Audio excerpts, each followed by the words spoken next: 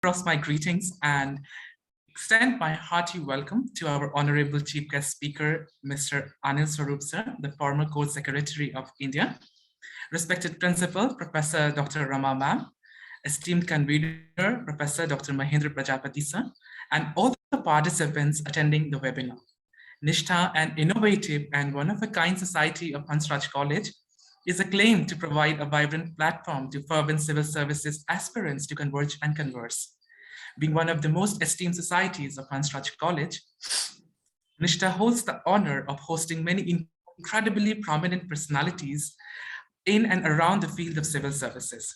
Treasuring the motto of NISHTHA Dhriti Satyam, the society is also a paragon of the values of dedication, steadfastness, and truth. Since its inception in 2017, the society has backed profuse honors and recognitions at different stages under the guidance of our beloved principal, Professor Dr. Rama. Chris Grosser very famously said that opportunities don't happen, you create them. On this note, I feel abounding joy and delectation as I announce that to expatiate on the topic, roles, responsibilities, and career in civil services, we have with us a constructive leader, Mr. Anil Swarup, sir, who believes that the sole objective of governance is fulfilled when the ideas are practically implemented on the grassroots level. Before joining IAS, he worked as an Indian Police Service officer for 1 year. Later, he joined IAS in 1981 and is the recipient of Director's Gold Medal for Best Officer Training of his batch at the Lal Bahadur Shastri National Academy of Administration. Significantly, he has rendered his unblemished services at various crucial posts in the state as well as the central government. During his tenure as the Court Secretary of India, Mr. Swarup has been instrumental in transparently conducting coal auctions. A prominent author, Sir has also penned 2 highly edifying books that are Ethical Dilemmas of Civil Servant and Not Just a Civil Servant, which furnishes deep insights to all the voracious readers towards the innards of the Indian bureaucracy. I wholeheartedly welcome you, sir, on behalf of NISHTHA and Hansraj family, and I request you to kindly take over the forum and initiate your address. Thank you, and over to you, sir. Thank you very much, Sanil, for those kind words, and a very good afternoon to all of you. What a pleasure it is to be amidst you all. I recall having visited the college some time ago when COVID wasn't there physically, and interacted with the students there. It's always a pleasure. What I would suggest today is that I will not talk for very long. I'll talk for about 20-25 minutes and spend more time interacting with you all instead of delivering a monologue here. But there's one request to all of you. Since I'm not a professional speaker, I'd like to have faces in front of me as I talk. So all of you who can possibly afford to open the videos, please do that. Because it's always always better to look at the faces and see whether what I'm saying is making some sense to you all. And I can make that out from your expressions, but it would be better if I can see some more faces on the screen here. So thank you once again. And here I go. Now, I started my career as a civil servant way back in 1980 after having appeared in the exam in 1979. So whatever I'm going to tell you today is no gyan. I will talk to you about my experience as a civil servant, which will then give you some idea as to what are the roles and responsibilities of a civil servant, what are the challenges that they face. But before I do that, I must mention to you that how did I get to know or got into the civil service? What prompted me to get into the civil service, which gets outlined in my 2 books. When I was 10 years of age, I saw a piece of paper which my dad had written something on it, and I read it and I found that he wanted me to get into a service called the Indian Administrative Service. At that point in time, I had absolutely no clue what this service was. But that was my dad's dream, that I should become an IAS officer. Again, to cut a long story short, I did become an IAS officer by making that dream my own dream. But what is most significant is at the end of my first book, Not Just a Civil Servant, I mentioned that if I were to be born again, I'd like to be an IAS officer all over. And this would be my decision, not my dad's decision. Because I thoroughly enjoyed every moment of my existence as a civil servant. And that's the reason why I want to become a civil servant again, because I don't think there is any other service in the world anywhere that gives you such enormous opportunity to do good to people. It also gives you an opportunity to do nothing and still thrive. You can be efficient, you can be thrive, you can be inefficient, you can still thrive. No other service gives you this bandwidth of opportunities of doing or not doing anything. So that is the reason I'd like to be there, an IS officer. But having said that, all civil servants face this quintessential dilemma. And the dilemma is, मुख्तसर सी जिंदगी के अजब से अफसाने हैं, यहाँ तीर भी चलाने हैं, परिंदे भी बचाने हैं. That's the challenge that a civil servant faces. It's not easy there, it's tough, it's challenging. But that's the beauty of life. You know, if our own lives are not very challenging, it will be monotonous. You face those challenges, you enjoy those challenges. Some of them you overcome, some of them you don't. But that's how it is. And that's what makes the service very, very interesting and fascinating. Now, when I took over as an IS officer in a regular posting at Hardoi, I was sub-divisional magistrate, and this was way back in 1984. None of you would have been born by then. Indira Gandhi ji had been assassinated, and all hell broke loose. Ruling party people were burning, were indulging in arson, looting of certain minority community. And as sub-divisional magistrate, I was responsible for maintaining law and order. So I had to go around the city to see that everything is quiet. And as I was, trying to gather some intelligence as to who's behind all that, I got to know that a very powerful member of Legislative Assembly, MLA, of the ruling party was behind all this arson. I had no direct evidence, but this is the intelligence that I had. Now, the dilemma that I face, and I'm mentioning these dilemmas to you, which are listed out in my book, Ethical Dilemmas of a Civil Servant, is that each one of us faces choices in life. When you have to decide whether to take this path or that path, everyone, not only a civil servant, but everyone does. But a civil servant has more dilemmas, and most of them are ethical in nature, because anything that is illegal, obviously you can't do. So there's no dilemma there. You have to follow the law. The problem comes when the law is not clear, there is no clear definition of what is right and wrong, and you start determining that this is the path that I'll follow. On some occasions, you might think that this is the right path, but you're still in a dilemma whether you should follow that path because of the consequences of the actions that you take. So you have to be well aware of what are the consequences. In the beginning of my career, and I am sure that would be true of most of the civil servants, you do face a lot of dilemmas. But as you go up the ladder, you start understanding the implications of each decision, and then the dilemma ceases. It's not that the dilemma ceases, but in your mind, you have much more clarity as to what decision you should take, which path you should adopt. But in the beginning of my career, I was not very sure whether I should take action against this MLA or not. Maybe 15 years down the line, 10 years down the line, I would have taken a decision like this. But here, I was not sure what will happen if I take action against him. And in any case, I was too small a fly there to take action against this huge colossus of an MLA. But I decided I will do something about it. So what I did was I made out a case under the National Security Act and sent it across to my boss, who was the district magistrate. He was authorized to take a decision on such issues. Now, this MLA got the wind of it, and he was very upset. So he rushed to Lucknow, the state headquarters, and I don't know what he said and who he spoke with, but I was summoned to Lucknow.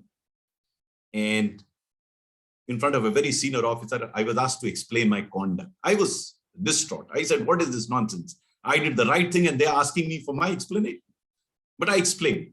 And when I explained and gave the reason, the officer agreed with me. He said, I think you're right, but I would still suggest that you should withdraw the file. Now, this is very funny. As I said, मुख्तसर सी जिंदगी के अजब से अफसाने, तीर भी चलाने, परिंदे भी बचाने. So I thought for a moment, and then I argued with him. I said, sir, the decision has to be taken by the district magistrate. It would not be appropriate of me of having committed something on the file and then withdrawing. The discussion ended. I came back to my district, and sure enough, within 24 hours, I was transferred out. I was shaken, absolutely. I thought I had done the right thing, but I was transferred out. But gradually, I was understanding that's what life is. Now, I'm just fast tracking it to another 7-8 years when I became myself a district magistrate in a district called Lakhimpur Kheri in UP. Those of you from UP will probably know about this district. It was in news for all wrong reasons very recently. But at that point in time, it was a very peaceful district. But on that occasion, all the Ram Janmabhoomi agitation was happening. And our district was fairly peaceful for a variety of reasons. We were very strict and all. Now, unfortunately, a murder happened. And the district president of the ruling party wanted to take out a funeral procession. He wanted to make some political currency out of it. Now, I was certain that if he did that, there would be riots in the city. So I tried to convince him. I called him over, had a chat with him and told him not to do that. But he didn't. He said, no, I will take up. So I arrested him and put him behind the bars. Now, in the previous instance, I had merely made out a case and sent to the file to the district magistrate. Here I had actually arrested that gentleman, a powerful district president of the ruling party. It's unthinkable now, put him behind the bars. So I was aware of the consequences now. I told my wife that going by my past experience, I'll be transferred out. Sure enough, late in the evening, at around 10 o'clock, the chief minister rang me up. And he said, Anil ji, aapne hamare adhyaksh ji ko band kar. Humne aisa kiya to. Then he asked me why. I explained to him. Then he said, unko choda nahi ja sakta. मैंने कहा साहब उनको छोड़ेंगे तो इस district में बवाल होगा, सरकार आपकी है, सरकार की बदनामी होगी. He was not satisfied. He put the phone down. I told my wife, let's be prepared for the transfer. Next morning, I get a call informing me that the gentleman who was insisting on taking out a funeral procession had agreed not to take out the funeral procession. So I released him. I had nothing personal against him, so I released him. But the news was 2 months down the line, this chief minister, who looked so annoyed, awarded me as one of the finest district magistrates in the state. Now, why am I telling you all this?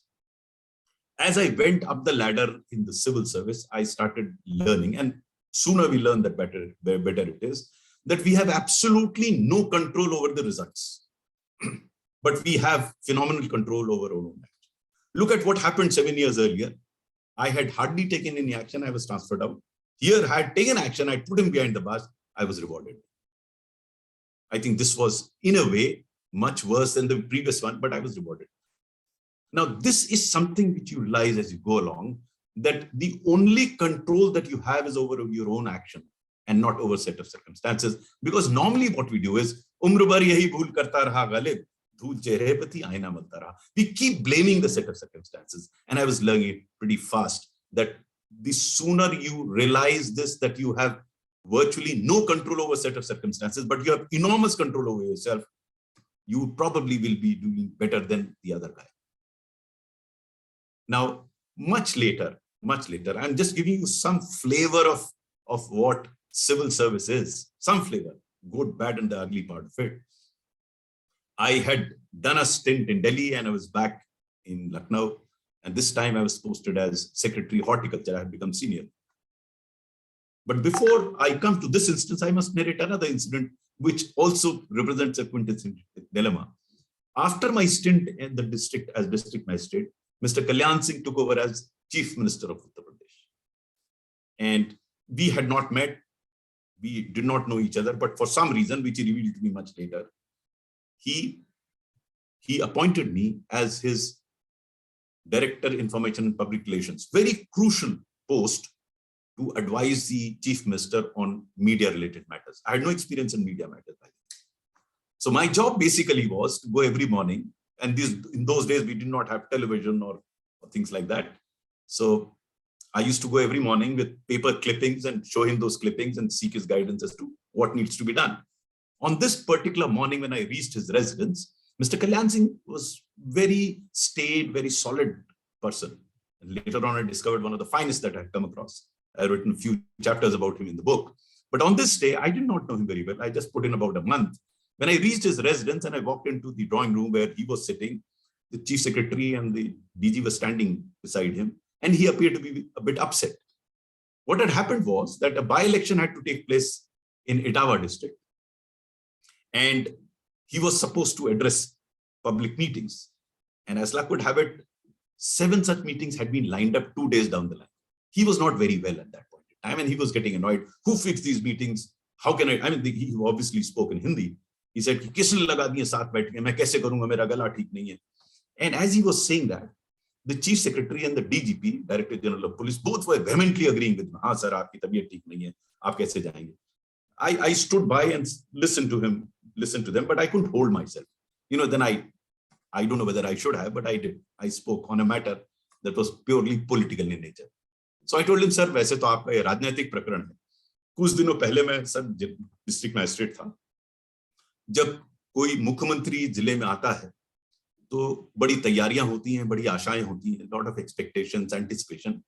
तो sir मेरा सुझाव यह है कि आप चाहें बोले ना वहां, लेकिन जाएं जरूर, कैंसिल मत करें, क्योंकि बहुत तैयारी हो गई होगी. 2 मिनट के लिए जाएं, हाथ जोड़ के कह दे कि मेरा गला ठीक नहीं है, स्वास्थ्य ठीक नहीं है, इसलिए मैं नहीं बोल पाऊंगा. तो he look towards me, he was a bit angry. He said, क्या आप समझते मैं जा पाऊंगा? As soon as he said that, the chief secretary started nudging me. I was to keep quiet. So I didn't keep quiet. I told him, sir, मेरा काम तो आपको अपनी राय बताना है, निर्णय आपको लेना है, आपको आप ठीक समझ जाए. और जोरों की chief secretary started nudging me. After that, there was pin drop silence for 15 seconds. I had in the heart of, I thought I might be thrown out of the room. But after 15 seconds, Mr. Kalyan Singh tells me, Anil ji, आप ठीक कह रहे हैं. As soon as he said, Anil ji, आप ठीक कह रहे हैं, chief secretary immediately brought his hand down, his elbow down and said, हाँ sir, बिल्कुल ठीक कह रहा है. Now, I had forgotten this incident. When Kalyan Singh became chief minister again for the second time, by which time I had got promotion, and after he took oath, after 3 days he rang me. He says, Anil ji, आप मिलने नहीं आए, सब आए मिलने, आप नहीं मिलने. मैंने sir, my personal view was I never went to meet any politician. In fact, in 38 years, I never asked politicians for any favor. And I lived like a king. I enjoyed being that way. Now, he said, आप मिलने नहीं आए. मैंने कहा, साहब आप व्यस्त रहे होंगे. जब मैंने सोचा आप खाली हो जाएंगे तो मैं मिलने आता. मैंने आपको इसलिए बुलाया, मैं आपको अपना सचिव बनाना चाहता हूँ. मैंने कहा, साहब जैसा आप ठीक समझे. He said, आप पूछेंगे नहीं क्यों बनाना चाहते हैं. हमने सर आपने सोच समझ के निर्णय लिया होगा. Then he made me sit down and he narrated the incident that I told you about Chief Secretary Najing. He remembered that. He said, निंदक नीरे राखिए. मैं पहले सोचता था मुंह फटे ऐसे बोल देते हैं. बाद में मुझे समझ में आया कि आप अपनी जो बात कहते हैं सोच समझ के कहते हैं. कभी-कभी मुझे नहीं अच्छी लगती. Now, why am I telling? Many of you will aspire to become civil servants, and the general message around civil service appears to be कि बिल्कुल एकदम झुके रहते हैं. नेता या तो उनको काम नहीं करने देते या वो नेता के सामने झुक जाते हैं. Both are wrong. There are outstanding officers in the service about whom you don't get to know. And I have mentioned some of them in my book who've done brilliantly. And they would never go to a minister or a chief minister or anybody for any favor. But they will probably never get to be. So, दिखाई कम दिया करते हैं बुनियाद के पत्थर, जमीन में दब गए जो इमारत उन्हीं पे पाए. This is what civil service is. Very rarely do you get to know about, because we in general are very fond of masala, no? So we all get to know only about the negative things, and that gives us the picture, because I interact with a lot of aspirants, every year I guide a lot of aspirants, and some of them are going there for power, which I think they get disillusioned very fast, or they go to serve totally. That is also wrong. You have to work like a human being, and if you're normal self, and if you're yourself, the chances are that you succeed. You can't be a revolutionary in it. I keep telling officers when I talk to them, young officers when I talk to them, if you want to become a revolutionary, pick up a jhadu and join a political party. But if you want to come here, you can be a fast revolutionary, but you can't be a revolutionary. Okay, coming back to my earlier story, I returned from Delhi and I was posted as Secretary Horticulture. And my minister was very corrupt. It takes all types. I can tell you, I had fantastic ministers like Mr. Kalyan Singh, Mr. Kharge, Mallikarjun Kharge, Mr. Oscar Fernandez, late Mr. Oscar Fernandez, Mr. Prakash Javadekar, different political parties, outstanding politicians. But I had this minister who was downright corrupt, known as 25%. We used to take 25% in advance. Politicians are like us. They come from this society. They're as good, bad, as ugly as civil servants or you all. We can't say all are bad, all are good. It takes all types to make this world. So one fine morning, I get an order from him, written order, 2 lines. And it was in Hindi, please suspend this officer, deputy director. Now, the minister was authorized. It was not an illegal order. He was authorized to suspend the officer, but no reason was given. So I rang up the minister. I asked him, sir, आपने suspend करने को कहा है, क्या कारण है? So he tells me, मुझसे मिलने नहीं आया. Now I found it very ridiculous. I said, sir बड़ी छोटी चीज है. मैं उससे कह देता हूँ, आपसे मिलेगा. आप नाराज ना होइए, मैं बात कर दूंगा उससे. I put the phone down and then tried to find out about this officer. ये कैसा अफसर है, मिलने नहीं गया मंत्री से. So I was told he's very honest, very efficient. So then I rang up this officer. I asked him, यार तू मिलने क्यों नहीं गया? मंत्री जी बड़े नाराज, सस्पेंड करने को कह रहे हैं. He said, sir, मैं उनसे कई बार मिल चुका हूं, लेकिन जैसे वो मिलना चाह रहे हैं मैं नहीं मिल पा रहा हूं. Now those from UP will understand this when I say मिलना चाह रहे हैं नहीं मिल पा रहे हैं, because this guy, as I said earlier, wanted some money from him, and the officer said, sir, ना तो मेरे पास पैसा है और होता भी मैं उनको देने का मेरा कोई मतलब ही नहीं है. Now the dilemma that I faced was, how do I save this honest officer, efficient officer, because legitimately a right order. So I looked into some rules and I discovered a provision that if I disagreed with the minister on any issue, I could route the file through the chief secretary. So I spoke to the chief secretary and I explained the whole thing. He agreed with me. He said, file mujhe bhej do. Now, it was no guarantee that this guy will be saved, because the minister could still overrule the chief secretary and his order will stand. But I thought, let me buy some time and see what I can do. So I sent the file to the chief secretary. Now, chief secretary sat on the file. So the red tape is not always very bad. On this occasion, he didn't send the file. So the order of suspension stood, but the order had not been issued. Now, what this minister did was, he went and met the chief minister. I don't know what transpired between them. I was transferred out. Now, the chief secretary was very upset. He called me. He said, यार देखो उस अधिकारी को बचाने के चक्कर में तुम्हारा ट्रांसफर हो गया. मैंने साहब क्यों परेशान होते हैं? By which time I had understood the whole politics of transfer, no? And I had understood how I have to react. So I told the chief secretary, sir, क्यों परेशान होते हैं? Sir, ये तो for a civil servant, transfer is like death. It is inevitable. जो होना उसके लिए परेशान क्या होना सर? और सर वैसे भी I believe in Hindu philosophy. I'm not going to. My spirit will still survive. You will post me somewhere. I will do the same work there. How does it make a difference? So chief secretary started smiling. The situation got diffused and the officer was not suspended. I must inform you that today, that same officer who was suspended in 2004 is the director of horticulture, the senior most officer in the state. He met me very recently. A very fine officer. Why am I telling you all this? As I said, you have to decide. And I keep telling all these aspirants as well as those in the civil service. I talk to all levels of officers, senior, retired, and I keep telling them, the choice, you have a choice. And there are consequences. So people who say that all honest people lead a difficult life are wrong. And people who say that all dishonest people lead a great life are also wrong. There are honest people leading good life, getting good posts. There are dishonest people leading good life and not so good life. I know of 2 chief secretaries who were behind the bars, dishonest people. So it's not that everything is hunky-dory. Why I say that? Because there's a choice. And that's the challenge that a civil servant has. You have to take a call as to which path you got to adopt. And the examples on either side, it would be wrong. There's no survey done that the corrupt are having a better time than the dishonest. I can tell you from a personal experience, from the officers that I interacted with, that there are all types of officers who are doing well, they are not doing so well. Now, let me just touch upon one more issue before I conclude, because I can go on and on. Post-retirement, I've discovered it's much easier to talk. You can keep talking, but you don't have to walk. So talking is the easiest thing to do. And when people invite me, youngsters like you, I have no problem in talking it out. I can talk for 24 hours on this subject. But let me give you one more incident, and then I'll conclude. And this is a longer incident, which may take about 5-7 minutes. And then probably we'll get into the interactive mode. When I was transferred out as Secretary of Horticulture, I was posted as Managing Director of State Finance Corporation. Now, this finance corporation at some point in time was a very good corporation, but it had been performing miserably and making losses for past 7 years. So my job was primarily to wind it up. So when I walked into this August building, lovely building in Lucknow called the Pickup Building, when I walked into it, I felt as if I was walking into a graveyard, because all the officers and officials felt that I had come to wind up the organization and they will lose the job. I was also a bit disturbed. How do I salvage an organization that has been making loss for so many years? And now again, to cut a long story short, because it's there in my book, I got an idea. And the idea was that this finance corporation was borrowing from SIDBI and lending it to industry.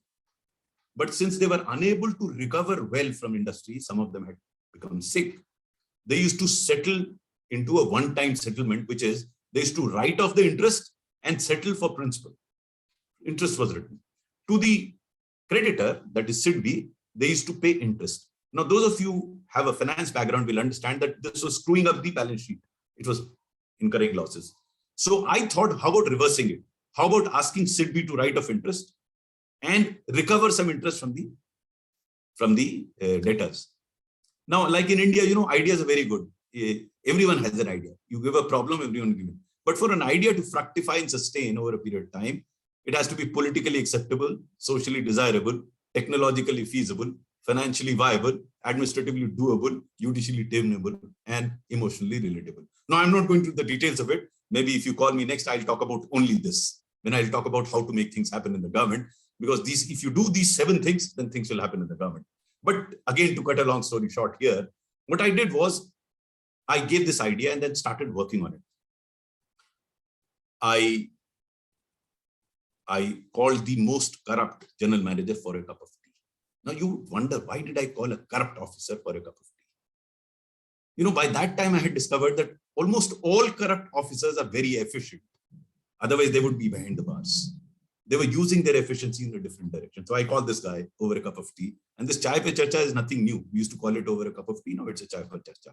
So I asked him, yaar, is sanstha mein kuch bacha to hai nahi, tum choosoge kya? No, this is purely Lucknow bhasha, in the sense that there's hardly anything in this organization. How will you make some money out of it? Now, no matter how corrupt we are, we'll never admit to being corrupt. If I ask those sitting here, anyone will raise hand who's corrupt? No hand will come up. Yet you will say everyone is corrupt. But that was not my concern. So when I made this statement, he got shocked. No, sir, aap kaisi baat kar rahe hain? So he didn't agree that he was corrupt, but everyone knew that he was corrupt. But I told him, Biti tahi bisar de aage ki sudh le. Forget what you've done in the past. I've told you how we can revive this organization if you help me do that. He said, sir, main bilkul ji jaan laga ke kaam karu. So he started working very, very hard. In between, I did another thing. I spoke to Managing Director SIDBI. And I asked him that we owe you 250 crores, out of which principal is 80 crores and interest is 170 crores. Now, if I pay you 80 crores, will you write off 170 crores? So he shot through the roof. He said, kaise karenge? Now, I had done some research. And why am I telling you all this is that whenever you talk to somebody, you must do your homework properly. I had done my homework. So I told him, वैसे कीजिए जैसे आपने 15 private sector लोगों को किया है. अरे वो तो प्राइवेट सेक्टर थे. मैंने लखनऊ भाषा में उससे कहा कि हमें काटे लगे हैं क्या? अगर आप उनका कर सकते हैं, हमारे क्यों नहीं कर रहे? बोले आपका कैसे कर देंगे? हमने कहा देखिए ऐसा है कि I have done a lot of research about your organization. You haven't done research about me. Before I joined the IS, I was in the police service. 2 of my batchmates are deputy director in CBI. All I have to do is to write a letter to them stating, for these 15 private sector entities, you written on interest and settle for principal. For me, you are asking for interest and principal. Now, this did the trick. I write in my book whether I did was ethical or not. I think it was very unethical, but I was doing it for my organization. यार इस कैसी बात कर रहे हैं? मैंने कहा आप सोच ली. अच्छा मैं आपको 2 दिन में बताता. 2 दिन छोड़िए, अगले दिन सुबह उनका फोन आ कि आप अगर हमें प्रिंसिपल दे दिए 80 crores, so I let up 170 crores. Now I didn't have a single penny. So what do? I went to finance secretary and told her, and very fine officer, I told her, madam, we owe 250 crores to SIDBI, and all the loan that we have taken is guaranteed by the state government. If you don't pay back the loan, SIDBI will attach our treasuries and get the money. हाँ Anil, problem तो है, क्या किया जाए? So I told her, मैंने कर लिया madam. क्या किया आपने? मैंने कहा मैडम मैंने SIDBI से बात कर ली है, वो तैयार हैं, they are prepared to waive off 170 crores if you pay 80 crores. She couldn't believe it. Then I told her, madam, मेरे पास तो पैसा नहीं, आप दे दीजिए कुछ. So I remember she gave me about, I think, 30 crores, 29, 30 crores. Within 48 hours, I gave that money, 30 crores to SIDBI. On that, I got an interest waiver of 60 crores. My balance sheet became all right. But I wanted to recover the other 50 crores also and pay it back to SIDBI. For that, I called this general manager, the corrupt one, and he worked very hard and we recovered the amount. We paid back to SIDBI. The organization became profitable. Once the organization became profitable, in those days in UP, the only industry that was flourishing was transfer industry. So one of my colleagues got interested in the job because now it was very good. It was making profit. So I was shifted out. It didn't really matter to me, but I kept track of this officer. And people used to tell me, sir, वो तो बड़ा ईमानदार हो गया, ना एक पैसा लेता है ना देता है, लगा रहता है. So then I called him up for a cup of tea, this time at my residence. And I praised him. I said, तुम्हारी लोग बड़ी तारीफ करते हैं, तुम बदल गए, तुम ये बताओ तुम्हारा हृदय परिवर्तन कैसे हुआ. He said, sir, जब आप 300 अफसर के सामने मेरी पीठ थपथपा के कहते थे कि यहाँ जो चेंज हो रहा है, जो उद्धार हो रहा है, वो इसकी वजह से हो रहा है, सर मेरी छाती चौड़ी हो जाती थी और जो किक मुझे उस समय मिलती थी वो पहले कभी नहीं मिली.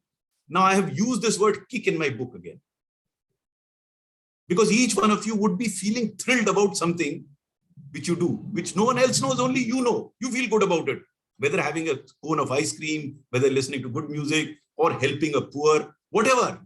You're not expecting anything in return, but you feel good internally. That's what I call the kick. Now, I use this term many times in my book, but one time I must narrate, and with that I'll conclude. We were doing this scheme called Rashtriya Swasthya Bima Yojana, RSBY.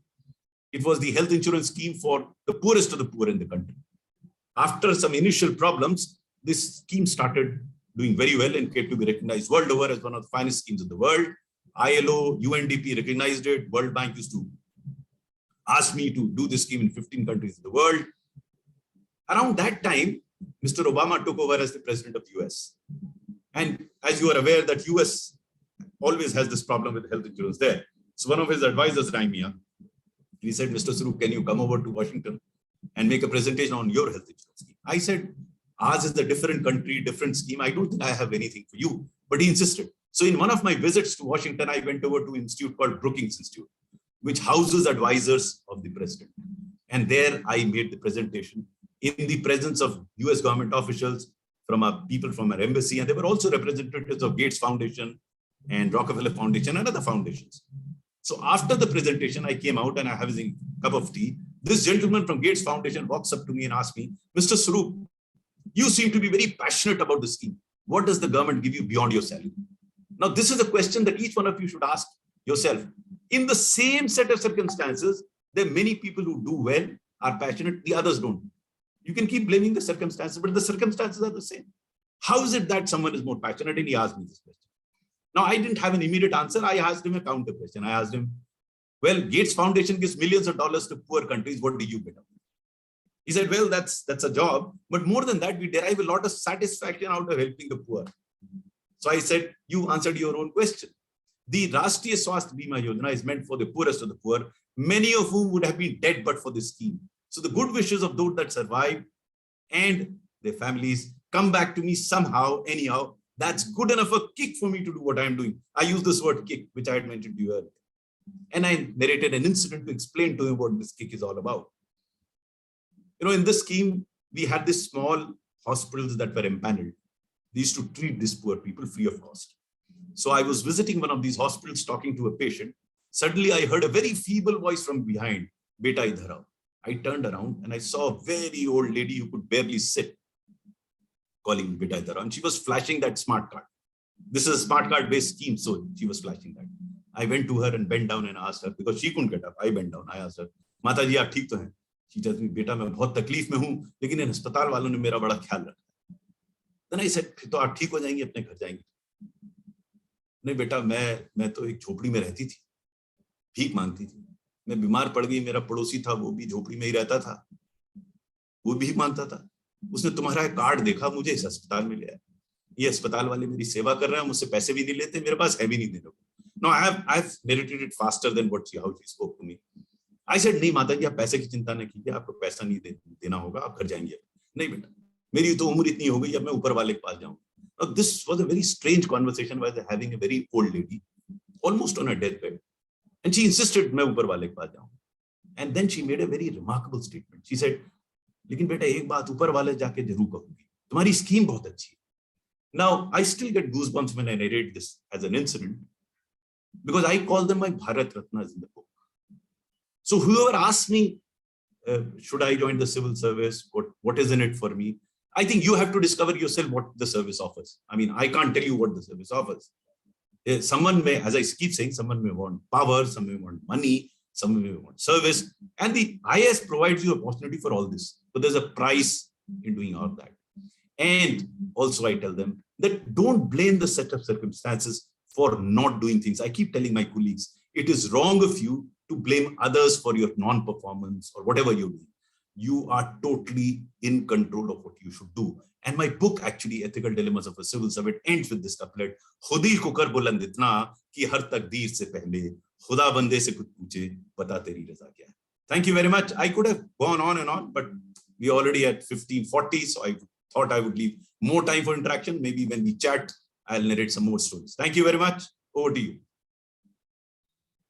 Thank you so much, sir. It was a really enlightening and stimulating session. I think it appeared as if you were talking to us directly.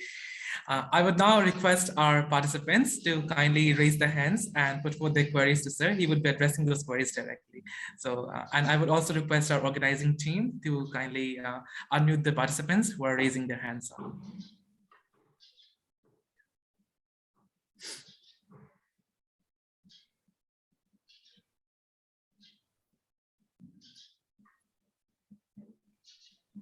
Guys, you can all raise your hands there and we could see you then and give you the access to speak. So meanwhile, we have some questions in the chat box. One person asked that, sir, why your tweets start with what Chanakya didn't say? Why is it? Oh, wonderful. I'm so glad you. If you follow me on the Twitter, there's an explanation for this also, because many people ask me this question: why do you say what Chanakya didn't say? I have given an explanation. My assumption is that if Chanakya were alive today, he would have said these things, because during his time, the context was totally different. He obviously could not have reacted the way the modern day Chanakya would have reacted. So that's why I say what Chanakya didn't say, I can't write that, he would have said had he been around. So if you look at all the tweets, they are basically in the context of what is going around in the country right now. And that's why, had he been around, he would probably have quipped in the same manner. That's what the explanation is. Who's this guy who asked me this? So it was an anonymous attendee. I'm not sure who that God. person was. So okay, like Chanakya. Okay. Yes. Guys, please raise your hands up. We couldn't see any hands as of now which are raised. If you have any questions, please do so. But so meanwhile, I have some questions which were sent across to us through the Google form. So another such question is how to prepare for the personality test and what are the attributes the UPSC board seeks in every aspiring candidate. Adding to this, sir, I had just one more thing to add. Like there was another query, it was very interesting, and I was just wondering whether I should put forth or not. But that person asked, whenever the board member asks, why do you want to join civil services? You should answer that you wanted to serve the country, or you could go ahead saying that since it is a job which would sort of, give sustenance to my expenses and would provide me a wonderful livelihood also. So if that person could go ahead saying that as well. So okay, so see, I have a full session on that, but I'll try and put it in next 1 or 2 minutes, because you have to clearly understand what the board wants in order to prepare yourself for the interview. As I said, full-fledged session on what to say. But briefly, let me tell you, the board does not want to assess your knowledge. They are assessing your personality. That's why it's a personality test, not an interview test. Your knowledge has been tested. Now they want to see how do you approach issues, number one. Number two, they're not looking to find solutions from you. Because if there were solutions to such problems, they won't be asking those questions. They are looking at your approach, whether you look at issues rationally, logically, positively. These are the attributes that you're looking at. Now, your conversation with them will make them understand whether you are logical, whether you are rational, whether you are positive. That's what they're looking at. You know, again, if you read my book, you'll get a lot of ideas to what I'm talking about, because as I said, it requires a lot of explanation. But what they're looking at is your attitude. Now, half an hour is too short a time for them to assess that. And my personal suggestion is they should have a longer assessment, at least for the IS officers, because they have to evolve as leaders. And I've always said that the IS requires leaders rather than intellectual giants. And leadership requires much more than pure communication skills. But having mentioned communication skills, my suggestion to all the aspirants, because I'm these days guiding who've given the written exam last year and are readying themselves for the interview, I suggest to them, improve your communication skills. They will help you not only in the IS or the civil service, even otherwise. Because if you don't, then no matter what you have here, if you're not able to speak out or write out, no one is going to assess you accordingly. So as I said, I can go on and on with this. As far as why you should join the word, why do you want to join the IS? I think each one of us will have to have a different reason on why you actually want to join. And you have to be realistic about it. I mean, this, I won't call it nonsense. The only statement that you want to serve the country will not hold water. So you have to be realistic and tell them, sir, I have only heard about it. So whatever I say now is not based on my personal experience, but what I've heard from others, that I do believe that the service does provide a lot of opportunity to do things which probably other service, why I'm using the word probably, because you've not had any personal experience. You're going by what people have told you, and admit that fact that you're not totally in the know of things, but your impression is based on what you've heard. And that from that hearsay that you've heard, you come to this conclusion that IS or civil service provides enormous opportunity to seek self-satisfaction. And then you can go on to explain what you mean by self-satisfaction in terms of being able to deliver what you want to deliver, what you have in mind. But this conversation will have to be much longer for you to understand. Those that want to appear in civil service, my suggestion is do rude ethical dilemmas of civil servant, and you'll get the answer there actually. But the point which I keep saying is not merely getting to get the answer, but being able to articulate it very impressively, very convincingly, very rationally, and very logically. Thank you, sir. I hope the answer is being sort of provided to the query which was asked. So there is one girl in Hello, the am I audible? Yes. Sujal, go ahead, Sujal. Yeah. Yes. First of all, good afternoon, sir. It's like my pleasure, sir, that I have got a golden opportunity to hear you, and that's the instances that you shared with us answers my most of the questions. But one thing that I want to ask, like the latest provision by the central government to amend the IS Cadre Act 1954. So, sir, I just want to ask you one thing, that why the civil servants are reluctant to join the center services by leaving the state services. That there is a shortage of IS officer at the central level. So just I want to ask one thing, but why the civil servants or the IS officers are reluctant to join? They don't want to join the services for the center. See, there are a number of reasons why there is shortage, and this is nothing new. The center has always been short of officers. One of the reasons is that in the 90s, the recruitment to the IS had come down. They were recruiting about 100. Now they're recruiting about 180. So the state governments are also short of officers. That is one. Number two, the physical facilities that are available at the state level are much better than the facilities that are available at the central level. Children's education, housing, all this is very easily available in the states. And let me admit to you, I'm talking of 1990s. I was reluctant to come to Delhi.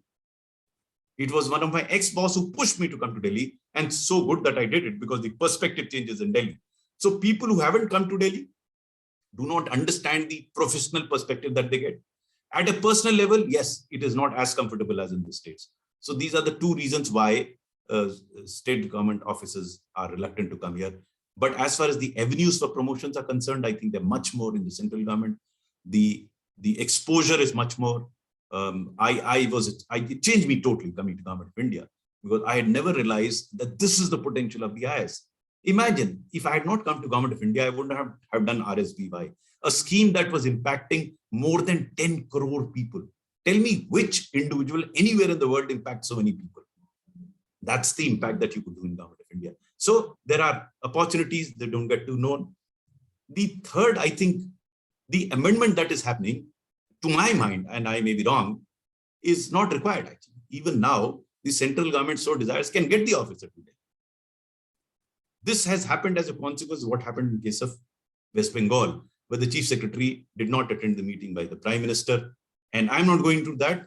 If you want, I can explain the whole scenario. But now the central government was to ensure that all India service officers toe the line of the central government. Now that is dangerous, because unlike other services, all India service officers are selected by the center, allocated to the states. Their cadre controlling authority is the state government, and they come on deputation to the center. It's not the other way around. It's not that the center sends on deputation to the states. So there is a balance that exists between states and center. Unfortunately, on account of the ongoing unfortunate war between the center and state, the officers are getting crushed. So, but want to challenge the federalism part of our like constitution, and also one thing that I came up with, that when Sardar Vallabhbhai Patel said in the like meeting that if an IAS officer should be successful, like the aim of making all India services, then they should be empowered. What he said in the meeting, that they should be empowered and they should be given the vested with the powers. So like want Who says taking the, IS officers are not empowered? They are but empowered. yeah, so they are empowered, but like taking the uh, power that they have to not to join the central services. Now they are No, this is not this power they don't have. If the central government still wants, they can call the officer. Even now, Rule 6 clearly says if there is a difference of opinion between the center and the state, the opinion of the central government will prevail and he will have to come to the center. But governance doesn't happen through rules only. Try and understand. As an outsider, you feel, why is it not? No. After all, what is the objective of all this? Objective of all this is that you have to have a willing person sitting in Delhi. If you get an unwilling person sitting here, will he be able to contribute to the functioning here? It doesn't work that way. So it's not a question of yes or no. It's a question of taking everyone along. That's what leadership is all about. Leadership is not imposing your will on somebody else. Leadership is about convincing your team members to believe what you want them to believe. And you don't necessarily require rules for that. I did that through my career. I never had to impose. I used to hate this term monitor. I held very sensitive assignments, but I hardly monitored anybody. Why should I monitor others? I monitor because I am wiser than the others. Now, if I am able to convince that person that what I am saying is right, he will be more willingly doing work. If there's a full chapter in my book on this aspect of getting people along, convincing them. There could be one or two situations where you have to really push them, but 90% of the people will do it if you have the capability to convince them. So what is the need for having this so-called power? My power, I mean, again, if you read, since some of you follow me, the true worth of a civil servant gets discovered after retirement. When you are a nobody, you're sitting on that chair, you wield a whip, people will listen to you. Today, if I call up any person, forget officer, who's come in association with me at any point in time and ask him to do something, I can assure you that he will do it. Why does he do it? I don't have any power over him. My only power is my association with him. So what is not understood, people who aspire to become civil servant, is they want to become powerful. And I'll tell you, people who want to become powerful are the messiest people around. They create hell for themselves and for others. But if you are able to convince people into believing, there's a difference. It takes a lot of effort to convince people into believing in what you want them to believe. You have to understand that person. You have to, what is value proposition that you're giving them. Most of the problem in this country today is an account of riding a roughshod. The whole war between center and state. Since you said that, let me give you an example. In coal, when I took over as coal secretary, all hell had broken loose. I rang up a friend of mine to ask him, "Yaar, coal sector kaisa hai?" He said, "Gangs of Wasseypur dekhi hai kya?" So that answered my question. But the problem was between the center and the states. Why? Because all the coal exists in the state. Land acquisition is done by the states, environment forest by the states. The subject was in the center. Now I could keep writing letters to the chief secretaries and telling them do this, do that. No, I didn't do that. Mind you, I didn't convene a single meeting the 2 years as coal secretary in Delhi. I used to go down to the states, sit with chief secretaries, sit on all the officers and convey a value proposition to them. That's why coal happened. Coal happened because we took states in confidence. This whole power business, I'm not saying that you should dispense power totally, but obsession with power, as you keep saying, he should be given power, he should. What do you mean by power? In the same situation, some officers enjoy enormous power. Other officers don't enjoy power. Now, how are they more powerful? They're powerful because they know how to wield power. Power can be wielded by convincing. If I convince all of you and you do what I say, that's power. What is it? I don't have any command over any one of you, do I? I don't. But I can still influence your minds. I can still influence your action. That's, to me, is power. Okay? I think Atharva has a... Yeah. Hello, sir. Good afternoon. Yeah. Yes, sir. My question was, sir, there are Can many... I see your face first? Because I find it difficult. You can't come on video. Yeah. No, you can't. What does ya mean?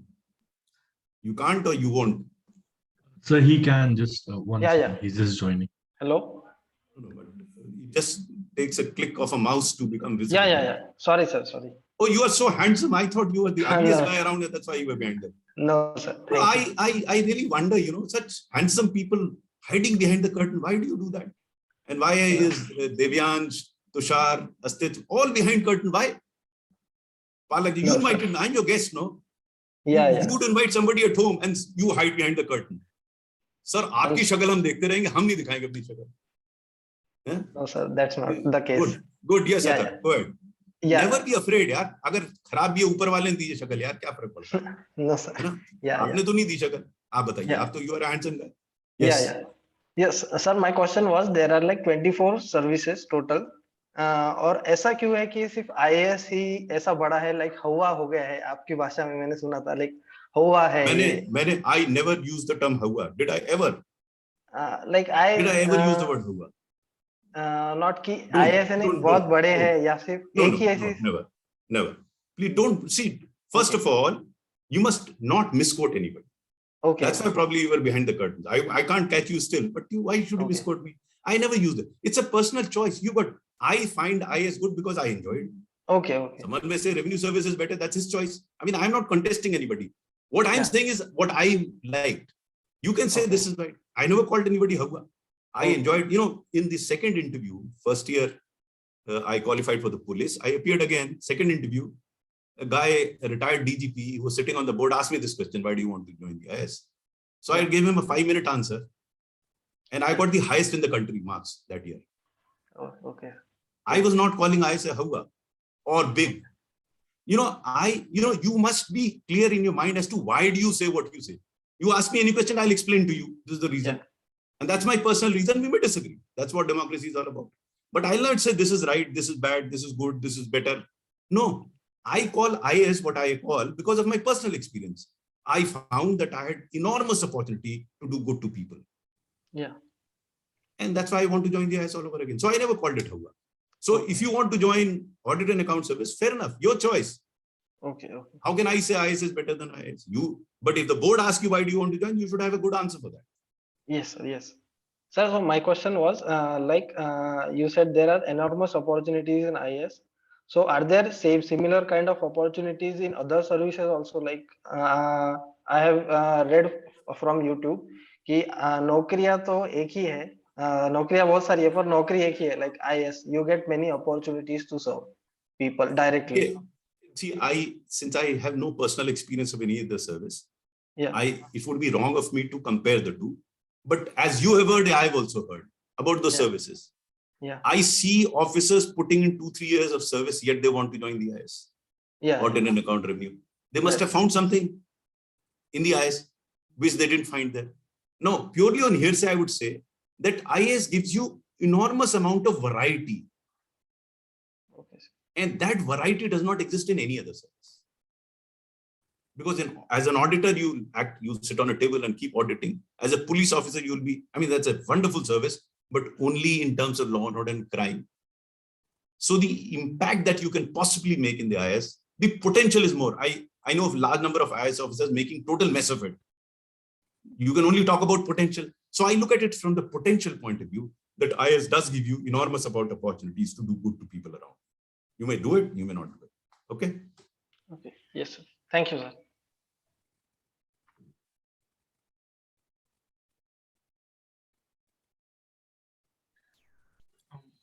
Are there any other people who would like to unmute themselves? Please do so. There is a question here. How are you the retired IAS officer life, sir?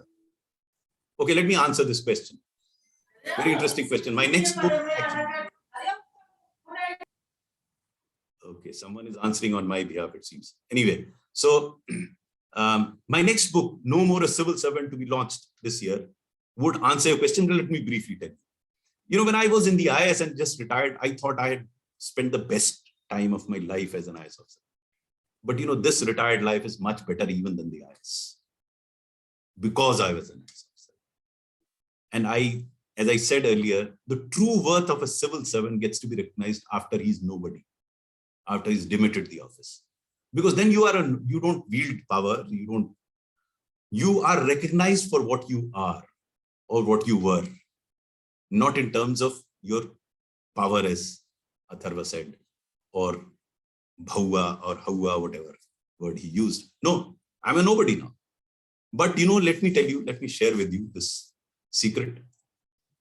I'm paying more tax to the government than the pension that they give to me without compromising anything. I have total freedom in mentioning what I have to. There were many offers from the government. UPSC wanted me for interview boards and all. I said, no, why? Because I want to be free. I'm thoroughly enjoying this freedom. As a civil servant, though I was free, but there were constraints of code of conduct. I couldn't criticize the government. I couldn't appreciate the opposition. I couldn't say what I had to say because there was a problem there. But now I am I'm absolutely free to write. I write 2 articles every week. I guide hundreds of aspirants to the civil service. I run an NGO called Nexus of Good. I'm advising a lot of people in a variety of ways. I do a webinar every day where I speak my mind out. If I have to criticize, I criticize. If I join any government service, I won't be able to do all this. I'm thoroughly enjoying it. Despite the offers that came my way, I said, no, I want to be a free bird and love it.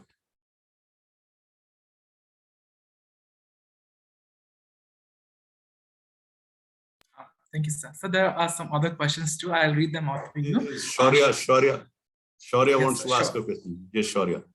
You have to show me your face for you to ask me this question. Shaurya, I would hate to answer. Yes, Shaurya. Sir, actually, Such handsome and bright people, you don't switch your on. I wish I had your, Sir, actually, I was driving, sir. So I was attending. Okay.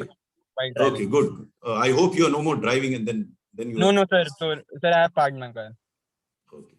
Okay, sir. So basically, my question was, as I wrote in the chat box as well, was that how to answer the most predictable yet the most difficult question one has to answer in an interview. Why do you want to become a civil servant, or why do you want to become an IAS/IPS/IF? Shaurya, probably you missed it out. I answered that question. Someone had asked me earlier, and I had answered that question. I don't want to repeat it. The recording should be available, and you can listen to that. And Okay, if you want to get more, just read Ethical Dilemmas of a Civil Servant. You'll find your answer. Okay, sir. Right. Thank you, sir. Okay.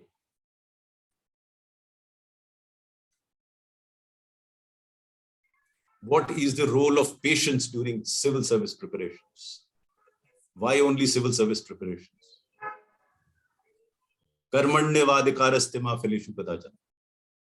You have control over only actions.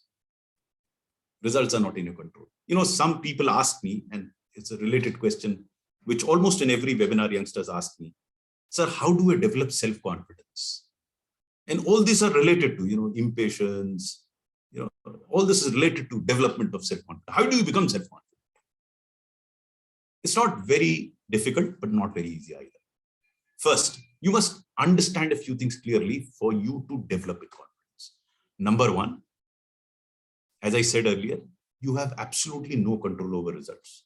Much of your lack of confidence in account, that is one. Number two, your understanding that each individual is different. Though many of you who will join the civil service or trying to join the civil service are competing with others, but you must understand one thing very clearly, that each individual is different. Someone is good at writing, someone is good at cramming, someone is good at logic. Each individual is different. So who are you competing with? You are competing with yourself. And you are learning from others. Our education system, though I was education secretary, I couldn't do much to it. Our education system develops as competitors. And everyone talks about competition. Aajkal sarkar mein bhi ho, district number 1, district number 2, state number 1, state number 2. What nonsense. How can these two be compared? They're not. If any comparison has to happen with you and your past, how are you evolving? Now, if you don't compete with others, you'll be able to learn from them. If you compete with them, to wo bhi apni copy chupa lega kyunki wo aapse competition kar. No one is learning from each other. So you have to learn from each other. Thirdly, and this is very important, you must understand, that I have yet to come across an individual who has not committed a mistake or has not had failures. Everyone has had failures. So then it will help you reduce your apprehension failure. Let me give you a personal example. I had done my class 12 with physics, chemistry, and maths. and I switched over to humanities. And I had terrible communication skills, terrible. I could barely write 3 sentences, barely speak. I can speak fluently in English and Hindi now. I could barely speak then. So I went through a drill. That's another session that I take with people on how to improve your communication skills. I improved my communication skills and I became a debater. So I was participating in a national debate at IIT Kanpur in their cultural festival. One day before the debate, there was this music competition. So as many of us think that we are good singers also. How many of you sing? Many of you sing. I'm sure you must be singing. These days, everyone sings. I thought I was a great singer. So I thought I'll participate in the music competition without any preparation. I participated in the competition one day before. Within 15 seconds, I was booed out of the auditorium. Booed out. 1,000 strong students just booed me out. Imagine my state of mind. When I came out, I was totally shattered. I thought I can't face anybody now. So one of my seniors came to me. He said, "बड़े परेशान हो, क्या हो गया?" मैंने कहा, "boss, वहां से तो निकाल दिया लोगों ने बाहर. अब मैं कल नहीं भाग लूंगा डिबेट में." "अरे क्यों नहीं लोगे? Oh, that's your forte." नहीं, मैं, how can I face this audience? अरे भाई, जो हो गया उसका तुम कुछ कर सकते हो. Very elementary thing he says. जो हो गया उसको तो नहीं change. Can anyone change your past here? None of you can change your past. But we spend so much time on the past. आजकल तो पूरी हिस्ट्री किताब लोग लिखने में लग गए. आजकल तो आज की कमी के लिए पूरे हिस्ट्री, नेहरू जी और सबको पकड़ लो, सब गड़बड़ उन्होंने किया. But you can't change the past. जो हो गया वो हो गया. So he told me, जो हो गया हो गया. In any case, you must understand, all you have to do is to learn from your mistakes in the past. You are not prepared and you won't participate in the singing competition. You prepared for the debate. See you tomorrow. So I overcame it. Next day, my name was announced in the debate. So as soon as I stood up, they started shouting, "Gayak aa gaya, singer aa gaya." I mean, हम आप जैसे हम भी यही करते थे, टांग खींचने का, गायक आ गया. Remember, I had overcome. I went there and spoke. I won the first prize in the national debating competition. And I have never looked back thereafter. You know, I have addressed audience all over the world. Give me any audience, I can talk to them. Why? Because I know I can fail. So what? Everyone fails at some point in time. So if you follow these things, the chances are that your confidence level will gradually go up. It won't happen कि आज अनिल स्वरूप साहब ने बात की है, शाम को मेरा confidence वापस आ जाएगा. No, it doesn't work that. It takes time. There's somebody asking me how to improve my communication skills. Go to the Nexus of Good YouTube channel, and there is a full talk on that. You will find it. I suggest some of you who want to join this movement called Nexus of Good. I've started this foundation where all good people come together, talk about good things. Instead of only enjoying the masala, we enjoy and appreciate good work done by others. So you can join that. And in the YouTube channel, you'll find a full session on how to improve your communication skills. But I can suggest to Sanil, who has my telephone number, whoever wants my telephone number can message me on WhatsApp. I'll give you a brief on how to improve your communication system. Thank you, sir. So there is one question that we have received over chat, and it says, and I quote, "Usually it is perceived that the job of an IPS officer deals with lots of challenges in the crime world. So usually women's representation in that field is low as compared to men. So what are your views on this issue?"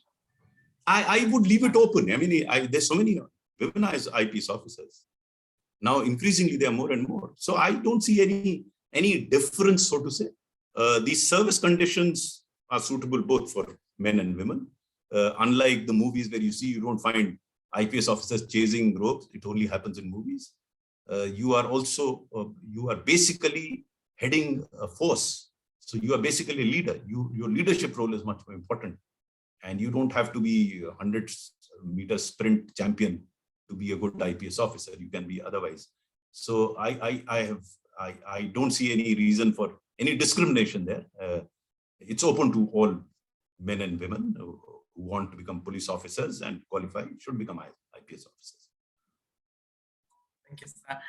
So just one last question. I think since there are no other questions that I could see in the chat box, or not the raised hands of the attendees. So it's a very simple question, but I think I think your views would be really valuable on this.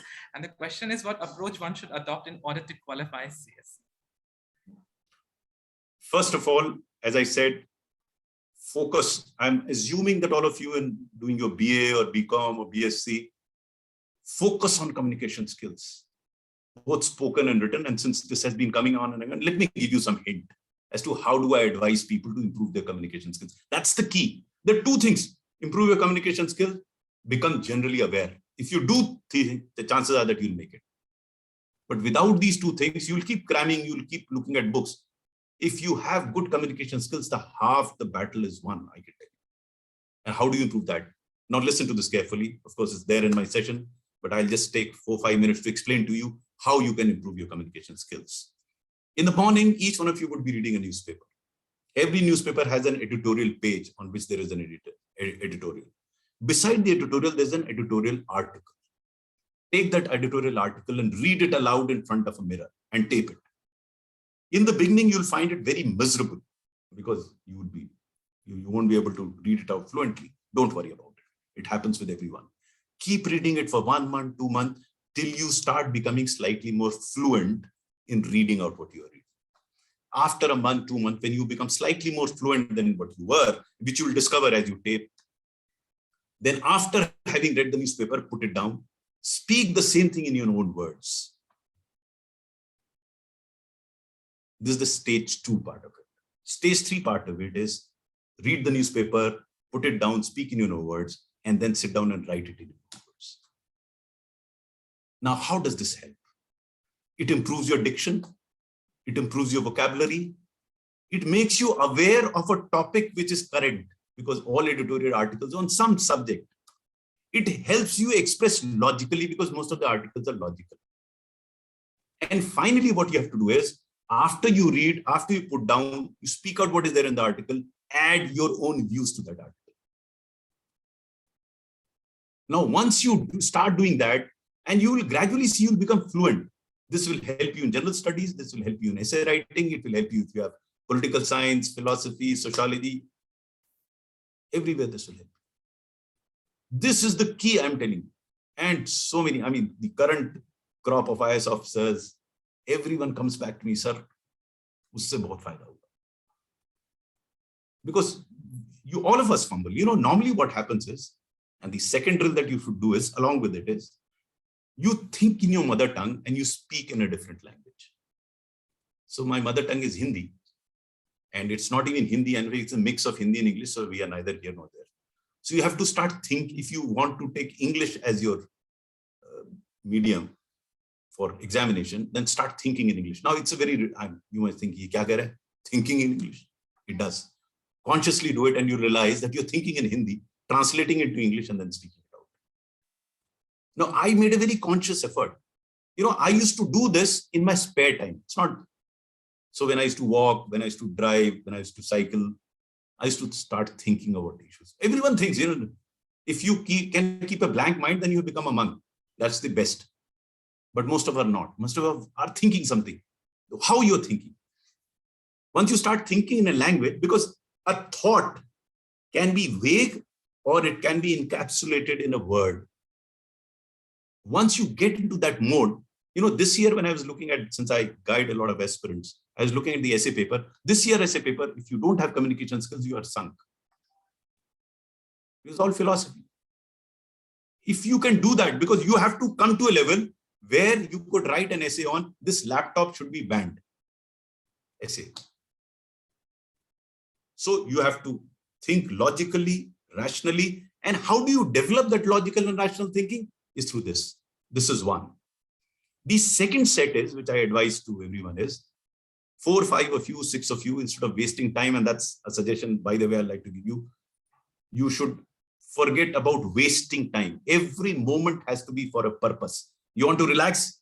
For relaxation. You can't be flicking TV channels or unnecessarily chatting on your phone. If you want to use your phone, use it positively. How? Set up into 4 groups of 4, 5, 6 each. And every day in the evening for half an hour, have a discussion on any current topic, where one person speaks for 5-6 minutes, others respond. All that I'm guiding, do this drill every day. So if you do that, your communication will improve. And finally, civil services are not the end of the world. During my time, there weren't very many options. Today, there are many options. So don't be obsessed with it. Be committed to it. There's a difference. If you are obsessed with it, then you will be so overtaken by it that you won't be able to live like a normal human being. And finally, the last point, enjoy every moment. Smile more. Smile. If you enjoy your preparatory work, the chances are that you'll make it. If it's a drudgery, then there is a problem. So how do I enjoy it? I mean, I'm taking you to a different, because that's a different session altogether. Associate what you don't enjoy with what you enjoy.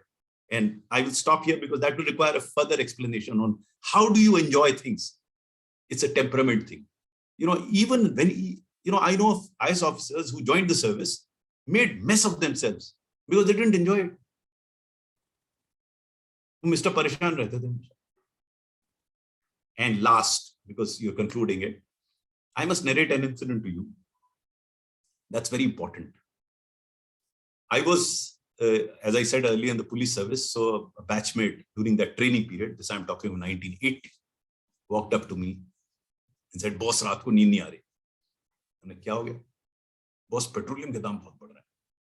हमने कहा दाम तो बढ़ रहे हैं कि तुम्हारे रात को ना सोने से क्या पेट्रोलियम के दाम कम हो जाएंगे? बोले नहीं, देश की आर्थिक स्थिति पर कुप्रभाव पड़ रहा है। So they were economists even then. They didn't do anything, but they were Mr. परेशान से परेशान रहते थे। मैंने कहा देखो यार, चर्चा के लिए ठीक है, लेकिन जिसका हम और तुम कुछ कर नहीं सकते उसके लिए रात की नींद क्यों हराम कर रहे हो? जिसके लिए कर सकते हो उसके लिए करो। बोले हाँ, बात तो सही कह रहे हो, मेरे रात को ना सोने से पेट्रोलियम के दाम तो कम नहीं होंगे। बोले हाँ बिल्कुल सही। चला गया। 3 महीने बाद फिर आया मेरे पास, कहता बॉस रात को नींद नहीं आ रही। मैंने कहा अब क्या हो गया? पेट्रोलियम के दाम तो अपने आप ठीक हो गए बिना तुम्हारे इंटरवेंशन के। नहीं बॉस, देश की पॉपुलेशन बहुत बढ़ रही है। मैंने कहा रात को सो जाओ, अपने आप ठीक हो जाएगी। See, the point that I'm trying to make here is that don't get hassled over issues over which you have no control. I mean, I can afford to do that because I have nothing else to do, so I keep getting hassled about it. Even I don't though, but I can afford.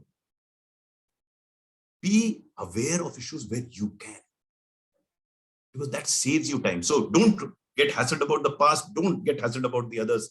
Focus on what you can. खुद ही को कर बुलंद। Okay, thank you. Thank you so much, sir. You have just really concluded with such a beautiful remark, and it was indeed a pleasure to hear from you on such a vast topic of discussion.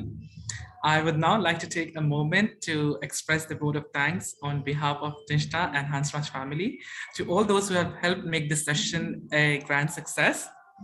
In the beginning, I would like to thank you, sir, for being with us by taking your time out of your busy schedule. Your address was truly inspirational and insightful for the student community of Hansraj College and the panoply of colleges across India. I wish also to record our sincere appreciation to our esteemed principal, Professor Dr. Rama, and convener, Professor Dr. Mahendra Prajapati, sir, who always shows keen interest in associating themselves for the activities of the society. I express my regards for our team and participants who chose to go live with us. I also express my sincere thanks to my co-anchor Akshat for being there all the time and handling all the stuff so sincerely. Last but not the least, I express my gratitude to you, sir, once again. It would be a pleasure to listen from you, hear from you in person in the months to follow. I hope everyone here in the attendees and the participants, they have garnered great insights from this session. I thank you all for spending your valuable time here. And I sincerely hope that this session would act as a fuel in expediting your strenuous expedition towards the realization and accomplishment of your endeavors. Stay tuned for our upcoming events and do follow us on our social media. On this note, I inform the closure of this session. Thank you so much. Thank you, Sanil. Thank you very much. I have indicated my telephone number there. Would love to hear from you about the book if you happen to read that. Maybe it will help you a bit in your civil service preparations. Those that want to become civil servants, it will help you. And God bless all of you. Keep smiling. Take care. Thank you, sir. Thank you, everyone.